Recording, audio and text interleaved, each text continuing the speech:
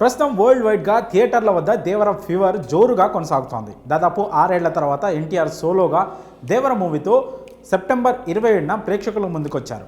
దీంతో థియేటర్ల వద్ద ఫ్యాన్స్ ఆనందాలకు అవధులు లేకుండా పోయాయి.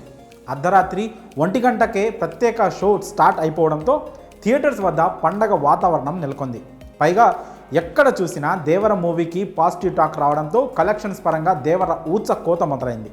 అయితే ఇలాంటి సమయంలో దేవర మూవీ ఆ ప్రాంతంలో రన్ టైంను తగ్గించారట. ఎన్టీఆర్ కొరటాల శివ కాంబినేషన్లో తెరకెక్కిన దేవర మూవీ భారీ అంచనాల నడుమ థియేటర్లలో రిలీజ్ అయిన విషయం తెలిసిందే. అయితే ఇప్పటికే తెలుగు రాష్ట్రాల్లో ఎక్కడ చూసినా దేవర మాస్ జాతరే కనిపిస్తోంది. అయితే ఇలాంటి సమయంలో దేవర మూవీ రన్ టైంను తగ్గించారట. అదేంటి దేవర నిడివి తగ్గించారా అని ఆశ్చర్యపోతున్నారా?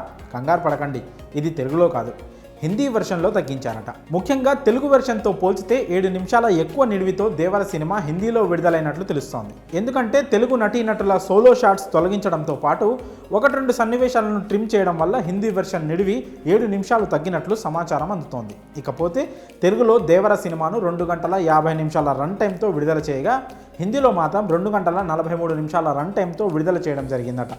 పైగా హిందీ ప్రేక్షకులకు రన్ టైం తక్కువ ఉండడం మంచిదేనని సినీ విశ్లేషకులు సైతం అభిప్రాయం వ్యక్తం చేస్తున్నారు.